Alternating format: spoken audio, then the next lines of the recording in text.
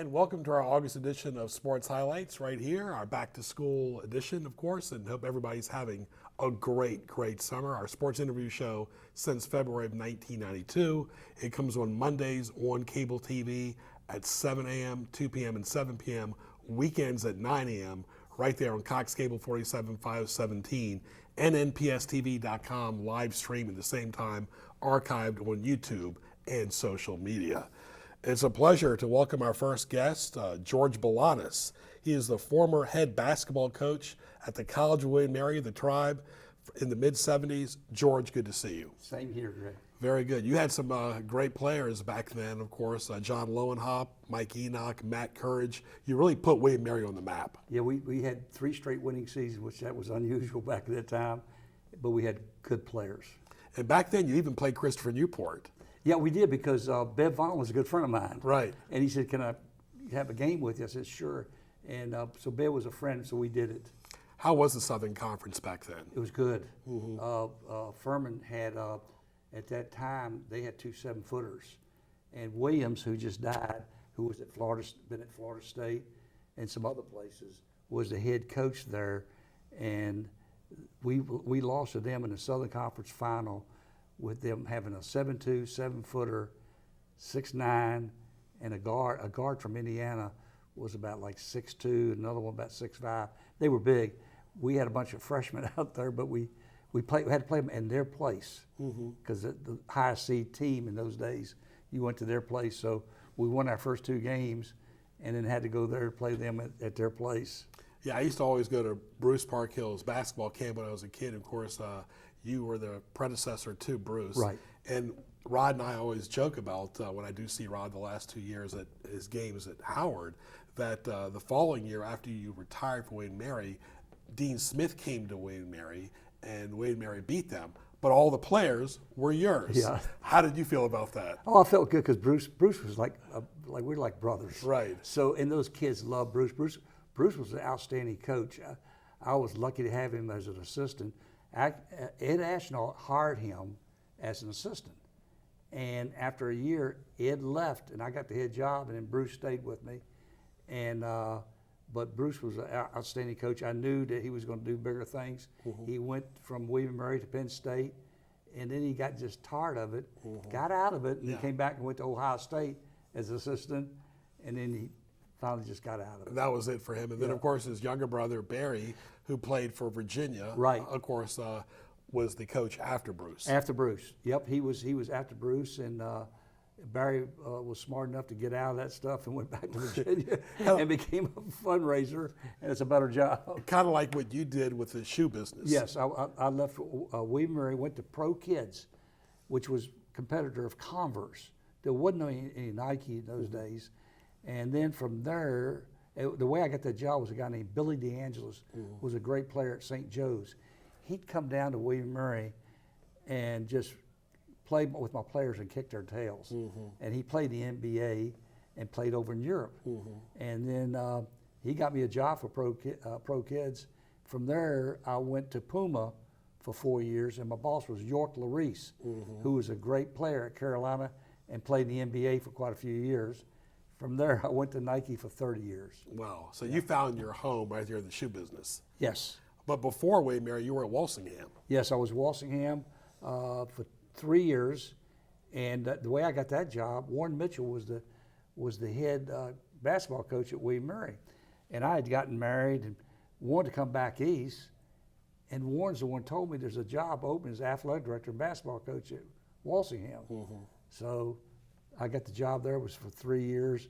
We had some good teams there, and the Sisters of Mercy were just wonderful to work for. Oh, absolutely.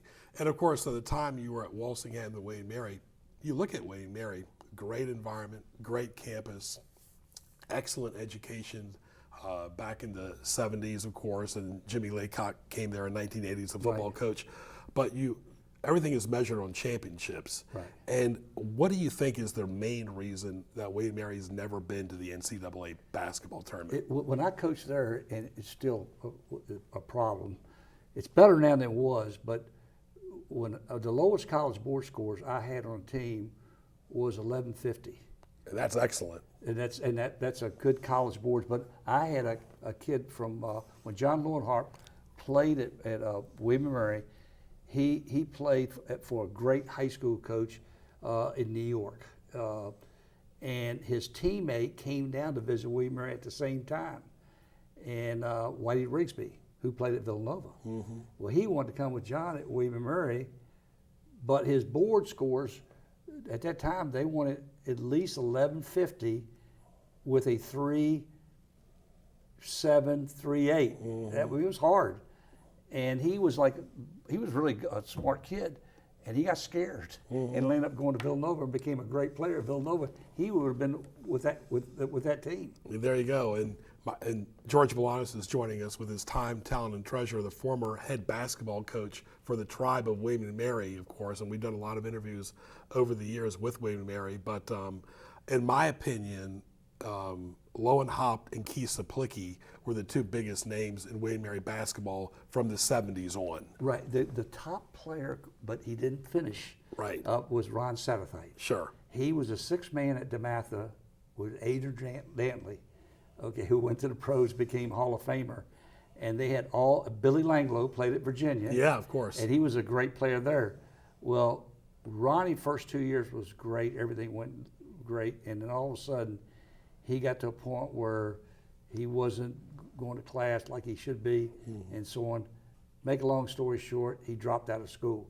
He would have been an NBA player. Mm-hmm. They called him Silky Smooth. Right. He was 6'4", fast, quick, could do everything. Right. And if we'd have had him with those guys, we would have gone to NCAA. Yeah, and there was always a little rivalry up in the D.C. area, with John Thompson and Morgan Wooten. There was no love lost between those two. Right. Both of them have since passed on, of course, but they were great basketball players that came out of there. I mean, you remember Derek Wittenberg, Sidney Lowe, Adrian Dantley. Adrian Dantley is one of the best players that Notre Dame has ever had. Oh, absolutely. My son played at DeMatha right. for Morgan, and when he went up there, Morgan was a good friend of mine. I wanted him to have that experience of playing with a great coach in a great conference, because that was like the ACC when they played back in those days. And DeMatha is an all boys Catholic school. Sure. And it's about, I think it's not quite 1,000, maybe it's like 900 or 800 and some, all boys from 9 to 12. And that was a great experience for him for 3 years, and that's why he got into college coaching. Yeah, a lot of those kids that played for DeMatha played at NC State, and they played for Norm Sloan. People don't realize that in '83, when NC State won the national championship, a lot of those seniors as freshmen played for Norm Sloan. Yeah, they sure did. Before the late Jim Valvano. Sloan was a great coach. Yeah, absolutely. Sidney Lowe and they were the backcourt, and they were two great guards, and won a national championship on. The DeMatha guy took a shot from outside, and it was short, and the other guy came in and dunked it and won national title. Yeah, all DeMatha. Now, let's talk about your son Rod, of course. He was at Notre Dame for decades. 21 years. Yeah, I mean, he really, almost like the Bill Guthridge to Dean Smith, he was very loyal. In fact, I think Guthridge was at Wayne Mary as a coaching against Wayne Mary when he was at North Carolina as the assistant to Dean Smith when Wayne Mary upset North Carolina. So Guthridge was with him back then as well. Right. But your son was a loyal assistant to Mike Brey. Oh, yes. Mike was the assistant coach at DeMatha when he played at DeMatha. Yeah. And then his senior year, Mike got the assistant job at Duke. Yeah. And we were at the NCAA tournament down in New Orleans, and Mike told me, he says, should I go over and talk to Mike Krzyzewski? Yeah, you should talk to him. And so he did. And Mike Krzyzewski, that's why he was a great coach. He understood that Mike Brey, being a DeMatha guy, being from the D.C. area, you're going to get players. Right. Plus, Mike Brey's father was a great football coach, and his mother was an Olympic swimmer. Yeah, so he came from great athletes. Yeah. You look at your tenure back in the mid-'70s, of course, and you look at Jim Boeheim, who just retired from Syracuse. His first year at Syracuse was 76, 77, but he was an assistant when you were the head coach at Wayne Mary. That tenure, you don't see it that often. No, you don't see it anymore. I knew Jim way back when he was assistant coach. Right. And he was he was you could tell he's going to be a good coach, and he played at Syracuse, Right. and he was, his teammate was a great player at Syracuse that played in the pros, and I'm trying to think his name. But he was a great player there, a guard, and went on to the pros for a lot of years. And Jim was his partner in the backcourt. Yeah, I'm not sold that Coach Boeheim wanted to step down. I saw him on TV the other day at the basketball tournament because the Syracuse has got a team, the Boeheim team, Yeah. and it still seemed like he wanted that one more year. But you got to remember, all those that have power are afraid to lose it as Right. well. Eventually, it changed. But I think what has changed is that NIL and paying players and all that stuff. It really hasn't worked out that well. No, and I think what's going to happen in the future, this thing is going to stop. Yeah. And it's going to have to get Congress to stop Yeah. it, to help out, to stop it, to pay players. I'm old school. Yeah. I think that you can do some things, Yeah. especially for kids based on need that need some things, but this thing's gotten out of hand. Yeah. When you got the guy that leaves Michigan, who played at DeMatha, Right. the center, he played at Michigan, and he lands up going now to Kansas, and he's going to make those rumors that he's got like $5, $6, $7 million a year Right. to play. And a lot of those guys will never sniff the NBA. No. The NBA is a different level. It's a different level. Totally. But talking to George Balanos, the former William Mary head basketball coach, what a great environment it is at William Mary Hall. Just a great environment. It's a great place. You know, when they built it really big, and they didn't finish the seats in it. Yeah. But when we played Virginia Tech, when they were ranked in the top 10, we beat them, we upset them there. We filled that place and had to bring bleachers for the end zone, the open Right. end zone. So that was the largest crowd I've ever seen at William They Mary. used to have those crazy white towels, right? And that was the guys now that are, two of them were in the NFL Right. for about 20-some years. Yeah. And they're the ones started it. And it was Clockwork Orange or something, that movie. Yeah, I remember that, yeah. And they wore the helmets, the white Yeah. deals, and they were the one that banned the NCAA, banned bats hitting Yeah. the poles there, making all this noise, but they started that. How was the travel back then? Because it seems like a lot of the coaches and the players, they don't like to be on the road that much. Right. Well, back in those days, we did everything by car and bus. Wow. That's the way it was. There wasn't no private planes. Rod got to Notre Dame. See, he was at Colgate before Notre Dame, Yeah. so he knew what those bus rides were like. And then with William Murray, we never had private planes to take us anywhere. But he had a pretty lavish travel when he was at Notre Dame. Oh, yeah. They had the budget and the money. The budget and the money. When you got big football like that, you have money. Yeah, football dictates it, but basketball is still very good. And Yeah. Notre Dame is an elite school, and I hope your son can use that to his advantage to one day become a head coach. Yeah, That's the goal, correct? Yeah, that's his goal. He'd like to be a head coach, and I'll be honest with you, he's a real good coach. Right. He's had good, not because he's my son, but he worked for the best coach in Morgan Wooten. Played Right. for him and learned a lot. And a guy that really was a great coach that was a DeMatha assistant there too, who played with Kareem in high school, was Jack Bruin. Now he passed when my son was up there in Colgate. Right. He's the one who brought my son up to Colgate, and he died of cancer at like 50-some years old. And he was probably the best assistant coach that was ever at DeMatha. Great coach. And I got to tell you, your son handled it very well because Notre Dame played Howard last year, and your Yeah. son just spent over double 21 decades, years. over 20 years with Bray, and they had to do the handshake afterwards. But Yeah. your son's a real gentleman, Well, I appreciate just that. like you are. Well, all the best. Give us some. What's lacking today? Is it the fundamentals? What do people need to work on now, You mean as far as basketball in basketball? general? Well, they got to get all this paying the players Yeah. and transfer. This transfer thing, I had to pick up the paper and I called Rod. I said, Rod, who's leaving? Yeah. Who's Can't keep coming and up. going? Yeah. You have to look online. All the best, George. And, Thank you so You are much. Greek heritage like myself. Thank you. I Very appreciate good. All right. That was George Balanos, good friend of Nick Matthews as well.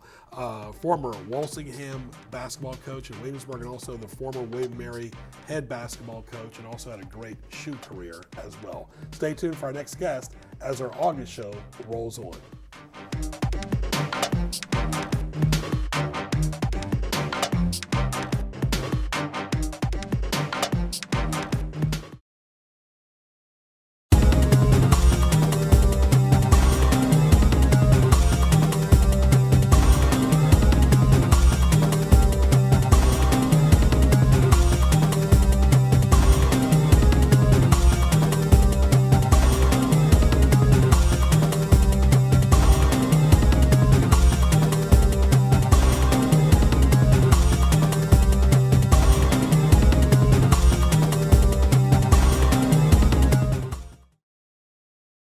You're watching NNPS TV.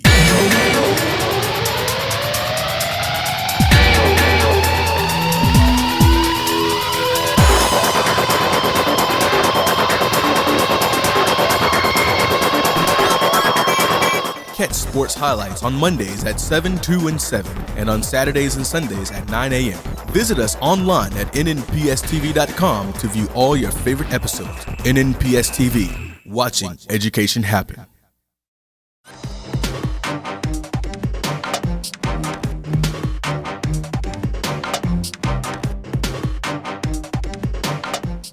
And welcome to our second segment of our August show. Glad you're with us. Greg Bicoveris. For more, log on to nnpstv.com. It's a pleasure now to talk to Anthony Sam. He's an electronic clock operator, does a lot of football in the area. He'll elaborate in just a moment. I want to thank George Balanis, the former William Mary head basketball coach, for being our first guest. Anthony, good to see you. Hey, likewise, Greg. I'm glad to be here. I live in Newport News. I've been in Newport News since 1993. Before that, I was in Houma, Louisiana as a Navy recruiter. Right. I spent 3 years there as a Navy recruiter. I did a couple of local cable shows there. Right. And then since I've been, like I said, since I've been here, I did the rest of my time in the Navy. I retired in 2000. And I retired from Norfolk Naval Shipyard in 2015, and I've been involved with the PFOA since the 2015 season. Yeah. I do high school football games wherever the PFOA has a clock operator. Right. And that's in Williamsburg, or I should say James City County. Could be Smithfield, Surrey, could be Todd. At one time I used to do games at Hampton Christian over in Hampton. Yeah. Also York County too? Oh yeah, York County, definitely York County. York County, I do a lot of JV and middle school games with York County. Absolutely. Talking to Anthony Sam, and of course you're a background, you're a Denver guy. Yes, I am. I'm from Westminster, Colorado, which is outside of Denver. Yeah. But my parents moved there when I was 5 years old in 1964, and I'm pretty much a diehard Denver fan. I like the Broncos. I'm all about the Nuggets. Right. And the Colorado Avalanche. Well, there you go. And of course the baseball team. And then there's the Rockies. When in my time with baseball was they had AAA. Yeah. And I'm really into Denver AAA baseball. I know quite a bit about the Denver Bears. Well, let's talk about the electronic clock operator. For varsity high school football, it's 12 minutes. Yes, sir. For JV, it's usually 10. Well, JV and middle school games, they're 10-minute quarters. Right. Let's talk about the difference and everything. Yeah, there's 10-minute, or JV games are 10-minute quarters, and middle school games, they're 8-minute quarters. Mm-hmm. But in JV and middle school, they play with they call 95 mechanics, where the game is, it's based on places that didn't have lights, so they try to play, fight against the sun, and so the clock, it will stop like a normal game, but there's certain instances where they'll start the clock on the wind and not on the snap, and then in the half, this year at the end of each half, in the last 2 minutes, they go back to a regular, just a regular clock. Right. Now, what are some of the pros and cons? Because the vantage point, when we broadcast the games at Todd, sometimes the light poles have been in the way. Oh, yeah. Or what is you definitely have to have good peripheral vision. Oh, definitely. The key, for me personally, I feel being as a clock operator, the key is you have to find a place to sit. Yeah. You have to have a seat. You have to be right at the 50-yard line because you have to see the whole field. And you have to be able to see over the fans. Because the fans, they're going to stand up. You can't tell fans not to stand, sure. Especially on the home side. Right. So I have to be able to see, through the fans. I have to be able to see the officials on the field, and I have to pay attention when I have to start and stop the clock. Right. So, you talk about the different parameters, then the officials have their stuff that they deal with, then timeouts, right. Then of course the running clock too after 35 points in the after second half. 35 points in the second half, they in Virginia they go to a running clock, and that's just what it means. The clock runs. Now they will stop it for, like if there's an injury or if there's a timeout or if there's a score, but for the most part, the clock will run. Yeah, because you never know what the score is going to be. I mean, you've seen the blowouts where it starts right in the third quarter. Yeah. I mean, so the game goes by pretty quick. But I guess, the PFOA is always looking for good officials. Always. And now they're like in the middle of their recruitment process, and they've started getting ready for the upcoming season. But Sure. They can always use people. Right. There's always, they won't turn anybody away that wants to come in and official. And it's good for if someone really likes football, and if they're, really young, Hey, there's people from the PFOA that have gone on to do, major college football, and Yeah. there's even possibly some that may get into the professional ranks. And you also have the chain crew. You're not going to start off as a referee. No, you start out as a chain crew. Right. If you come in to do, because the PFOA, they have the chain crews for Darling Stadium over in Hampton and Todd Stadium in Newport News, and so yeah, they need people to do that, and you get paid to do the chains if you're on a chain crew. I tell you, it's nothing like when Mike Smith was coaching Hampton and back in the day when Kaz was coaching at Bethel. They would work those referees and officials. Honestly, I got to say, I don't mean to interrupt you, but I did a lot of since 2019. I've done like every game of Todd, and yeah, Mike Smith is a character on the Yeah, field. yeah. Of course, he's been retired now for a couple of years. But we're talking to Anthony Sam. He's an electronic clock operator of high school football. 12-minute quarters they play in varsity. Like you said, mostly 10 at the JV level. And in Yorktown, the JV level seems very organized. Well, I got to say, not just Yorktown, James City County. Yeah. Tell us about it. Okay, the James City County schools, Jamestown, War Hill, Lafayette, Bruton, they all play at Cooley Field, their JV games, and it's all well organized. They have clock operators, the athletic directors come there. Right. They have, concessions. No, they don't have big crowds. They have people come to watch their kids play. But it's I like doing the JV games, and I really like doing JV games up at Wanner. They don't do them much there now, but they used to do a lot when they were renovating Cooley. And those fields are easy because I can see the field. The fields are all lined. They're PAT fields, so they're not they take well. They're well maintained. Yeah, and Cooley Field was a place that Lafayette played a lot back in the day. Lafayette's had some great teams. Lafayette used to be in the Peninsula District, so did Tab as well, So you look at all the restructuring, but they kind of left the conferences alone. It's not like college football where they're changing every year. There's still a lot of tradition in high school football. Man, see, high school for me is that part is kind of hard to. I don't quite understand why they. To me, I think they've kind of taken away a lot of rivalries. Yeah. Because now they group everybody by their the size of the school or Sure. Whatever class A or whatever 3A or 4A. Sure. But I think when I moved to Newport News, I know that Tab was still playing in the Peninsula District because I saw them play Hampton when Hampton had Ronald Curry. Yeah, Charlie Hobus, and of course he had as well several great players like Terry Kirby that played for Tab too. But there's so much great football over here in the Peninsula, and of course now we're going to see Tommy Raymond back at Denby High School. Right.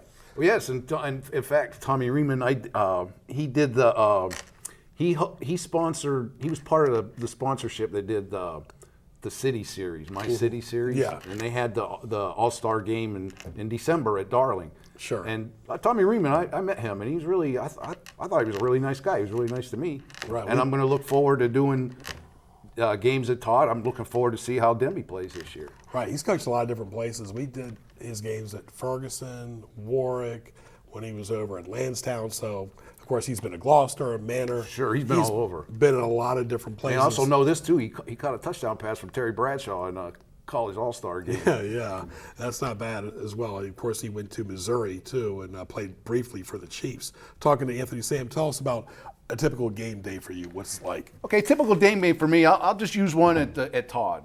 So the games at Todd, I have to be there. The officials like me there an hour before the game.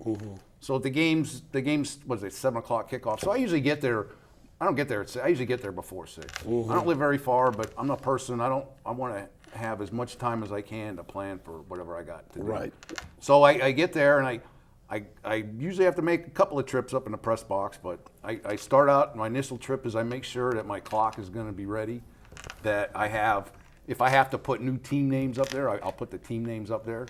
I'll make sure that the clock's going the right way as far as the rundown. After I get all my things straight with the clock, then I go down and speak to the officials because I have to meet with the officials before the game. And whatever instructions they have for me, whatever they want me to pay attention for, or if they want me, if we might have an extended, like at Todd, they might have senior day or might be homecoming or the schools may be doing something. So I have to know if there's going to be extra time on the clock either before the game or at halftime. So sometimes at halftime we got to do a 20-minute half. like when they have homecoming. So I go over all this with the officials prior to the game. And a lot of the Saturday games at Todd are during the day. Yes, so most of the games, in fact, since 2019, I haven't done a game after 4 o'clock at Todd. Right. Or I mean, I should say that I've had a 4 o'clock game, but nothing later than that. Yeah, back in the day when I was in high school, they would play Friday and Saturday night. And when I so- first moved here, they used to play doubleheaders. Yeah, on Saturday night. But you talk about what advice would you give to somebody that wants to do this on the side, part-time? Well, okay, first thing I would advise them to do is, from now until probably the 8th of August for sure, is I would go show up at Liberty Baptist Church in Hampton, because that's where the PFOA meets on Tuesdays and Thursdays.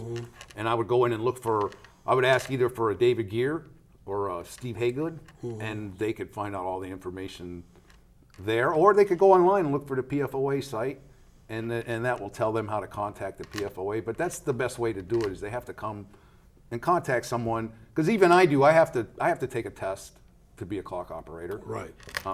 You got to be alert first. Well, that too, most important. Yeah, most I mean, important. But it's, first, I got to pass the test before I can be alert. Yeah, exactly. Well, you never know what that test is going to have, but the test is just like we do on TV, show up on time and be prepared. That's half the battle, because when you get there, you never know what's going to happen. But very good. Anthony, all the best to you, my friend. Electronic clock operator in high school football, but you've also done JV in other schools as Yes, well. sir. Thank you so much. All the best to you. Hey, thank you. It was a pleasure to be on the show. Very good. My pleasure as well. I want to thank our great guest today, George Balanos, the former Wayne Mary head basketball coach in the 70s. Also, Anthony Sam, electronic clock operator, originally from the Colorado area. And he does, of course, high school football. And our great crew here with our back to school special. Hope everybody's had a great summer. And this is our August 2023 edition of Sports Highlights. For more, log on to nnpstv.com. For Ray Price's great crew, I'm Greg Picaveras. We'll talk to you soon.